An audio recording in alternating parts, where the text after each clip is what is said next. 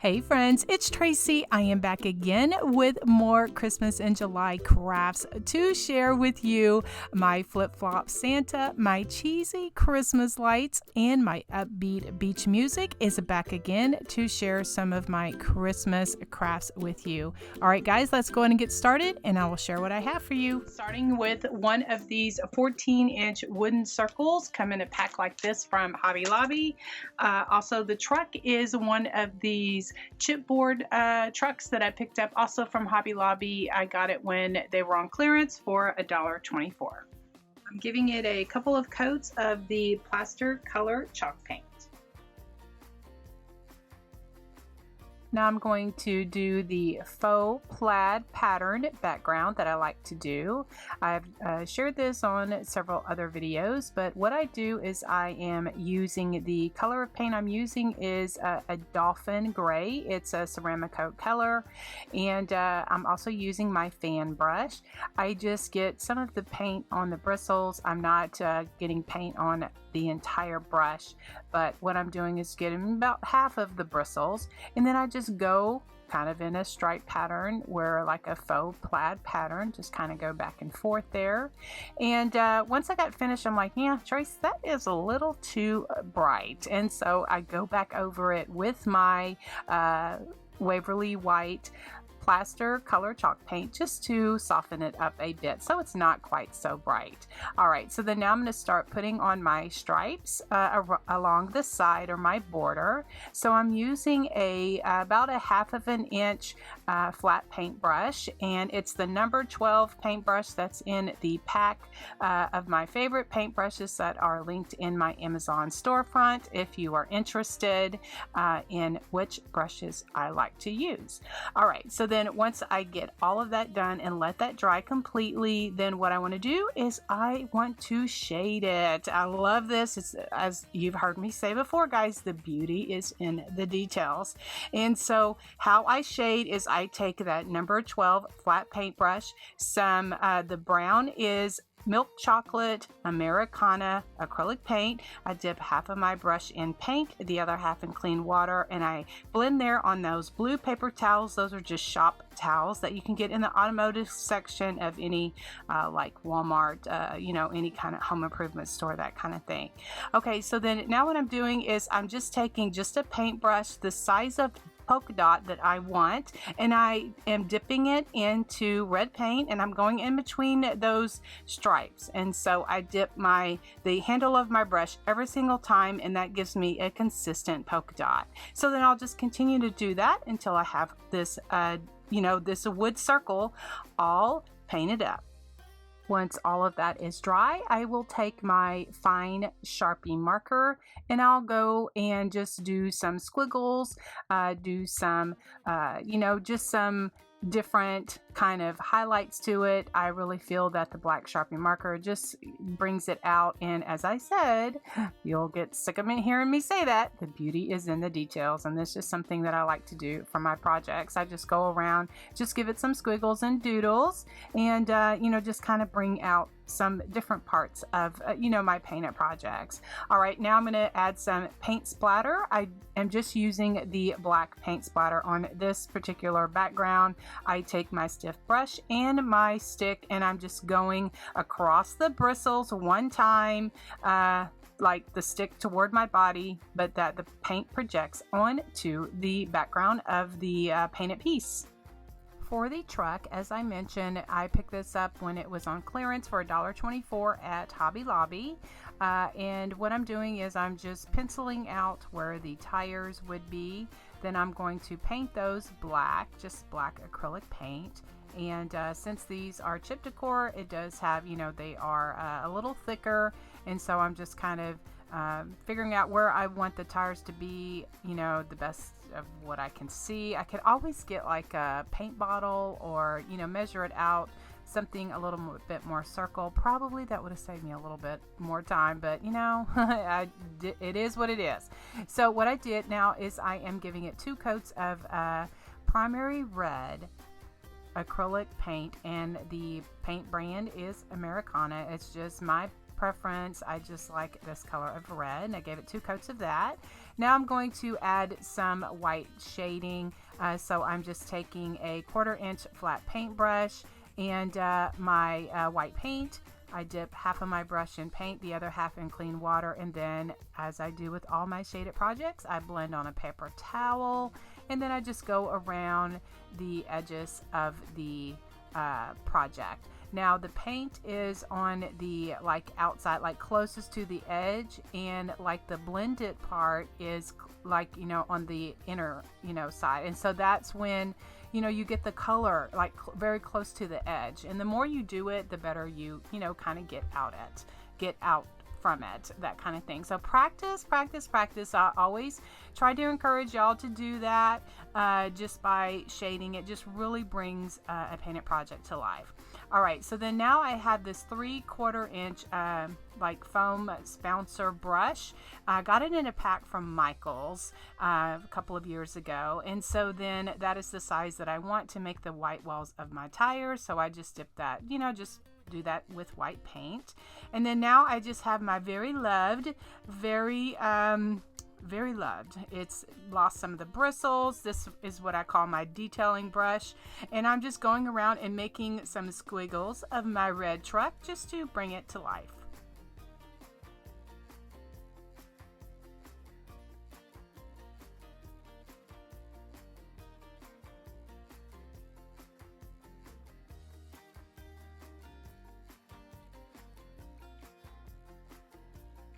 I like to use this metallic shimmering silver paint to add some more details to my trucks, kind of like where the bumper and the windshield is, and just there for the handle. Just try to bring that out, and then later I will go and put a dot of that in the white wall of the tire just to make the hubcap.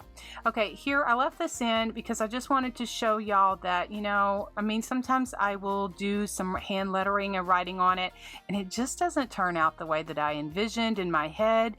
So I'm just using a Posca pen, and I really was not happy with how this turned out, and so then I just go ahead and repaint. I just paint over it because I'm like, I'm gonna put Merry Christmas on the sign. So this day when I was painting this, I'm like, yeah, that don't even really need to be there, so I go ahead and repaint that. Okay, so then now I'm using it's kind of like a maybe 1/2 inch bouncer brush, and I dip that in that shimmering silver paint just to add some silver for the hubcaps of my truck. And I got off a little bit on the front tire, but it's okay, I'm not gonna sweat that. So here I just went ahead and repainted that, just painted over that white marker that I did because I really wasn't happy with that. And so yeah, that's what it is. So then now I'm just taking my black Sharpie marker, just going around, just kind of sporadically adding a bit of just black marker just to bring it out a lot. And you can't really see it on camera here, but you can see it in real time. Okay, so then I'm just adding some white splattering to my red truck, and then we're going to work on the sign. Now I wanted a sign for my door hanger, and I liked this shape, but it was too wide. And so how I rectified that is I said, well, Trace, just cut it down. So I just took my ruler, figured out where I wanted it, kind of in the middle there. Just take my pencil, then I'm taking, draw a line just to kind of help guide me, and then I just take my box blade and I had to score it a few times, and then I just broke it apart, where then now I have 2 signs that are in this shape. And these signs are the Woodpile brand, and they came from nowhere else but Hobby Lobby.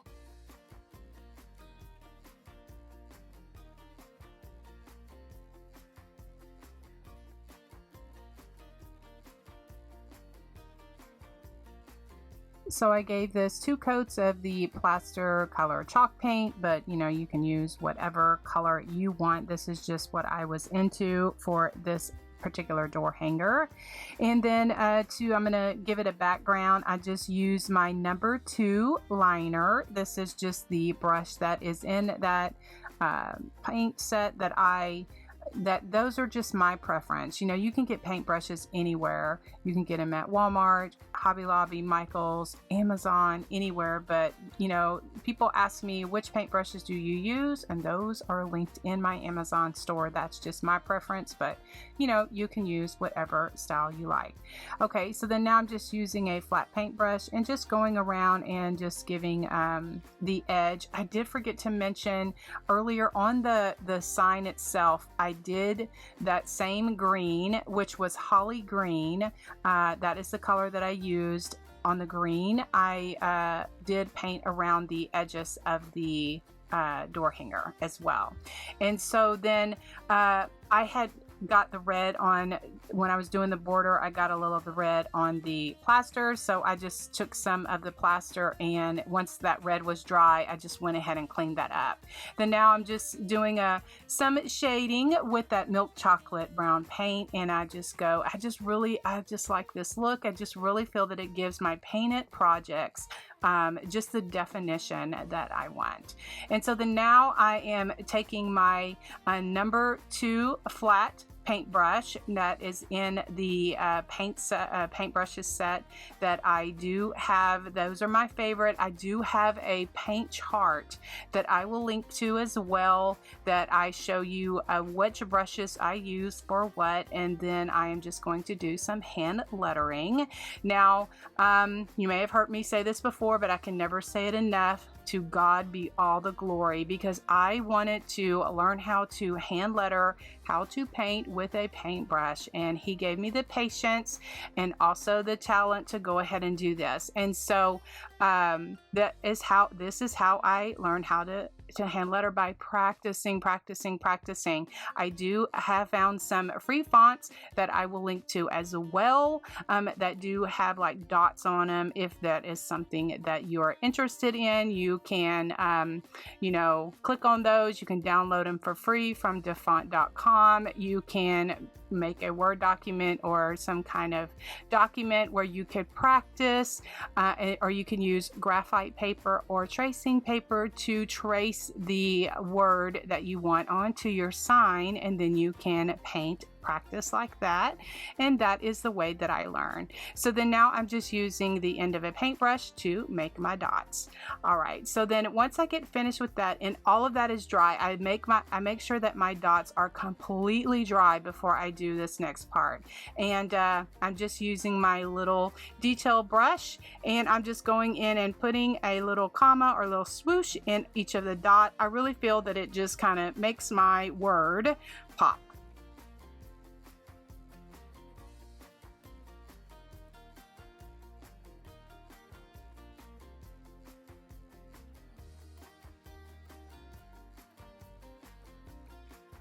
Then once that is dry, I give it some paint splattering. I'm just using black for this.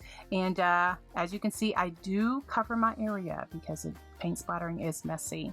Once everything is dry, I give it a coat of this varnish. It is my favorite varnish, and that is what I like to use on my painted projects. All right, here are some of the ribbons and trims that I'm using just to make like a messy bow. I just cut off, I don't know, about 4 or 5 inches of each of these ribbons. I also, when you see the finished picture, I was like, it's missing something. Well, it was missing some green. And so I went in my stash and I got some thin green ribbon that, you know, I've had on hand for several years, that I bought after Christmas because, you know, just in case I needed it. That was probably 4 or 5 years ago, and it's still in my stash. I'm such a ribbon hoarder. I'm a craft supply hoarder. Anyway, so it came in handy, so that's why I kept it. I'm just laughing at myself. So anyway, so I am just, you know, putting all this together. Also put some raffia in there. I just tied everything together with my pipe cleaner because I get the tightest hole like that. A lot of people use jute or a zip tie, but you know, whatever you're comfortable with, that's how you can do your messy bows. to glue everything on my door sign or door hanger, I'm using some E6000 glue as well as some hot glue. The E6000 is the permanent hold, and then the hot glue gives it a instant hold. And so then for the bed of the truck, I just put some fine Excelsior, and then I just have some greenery that I'm going to use at the top. I had a piece of that. I stuck that in the bed, and then I'm going to be putting some glittery balls in there. Now to give some dimension for my sign, what I have, this is fun foam. You can get in different colors at Hobby Lobby or maybe Michael's, somewhere like that. It's a little thicker. It's the 5M, which is a little thicker, and so I like this. I'm starting to like this. I have a lot of different colors. I've used it many years ago, and I kind of forgot about it, but I'm like, you know, that might work for some dimension, and it sure does. And so I'm just showing you here how I just cut it. You can, you know, it comes in a big sheet like that. It's pretty inexpensive. And so then if you are like me and like dimension for your projects. All right, so then now I'm going to make a swag for the top of my door hanger, and so then I have just some of this pine greenery that I've had on hand, and also some red and white pip berries that came off of a Valentine garland. A Valentine garland. And so I just took those apart, what I like to do, and so then I'm just facing them opposite directions. I just wired them together so that it all stays together. I wasn't thinking I should have used a zip tie because the wire kind of became a little loose, and so I kind of struggled with this. So if you don't want your swag to come loose, use a zip tie or use floral tape or something.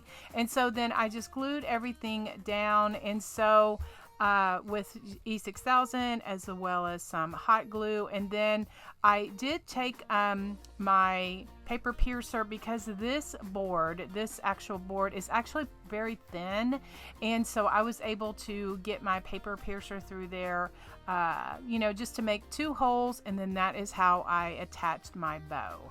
All right, so then these glittery balls is something that I had on hand, some red and some white. I wanted some green, but the green that I had was like more from fall, and it wasn't a more holly green. It was more of a muted green, and I was like, yeah, that ain't gonna look too good. So I'm just, adding just some glittery balls just to give them something to stick to. I just I cut a toothpick in half and then just stuck that in there. And then I just stuck that in the Excelsior, hot glued all of that in, and then, this little sign is finished.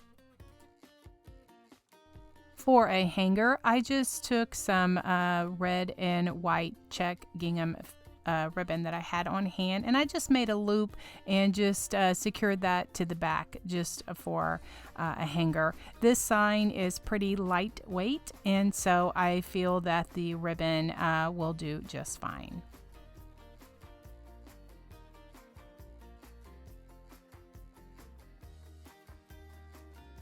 Okay guys, here are more videos for you to watch in this Christmas in July series, as well as other videos that I have on my channel. If you click on my little picture, that will allow you to subscribe to my channel, and we can become great friends. Thanks for watching guys. We will see you in the next video.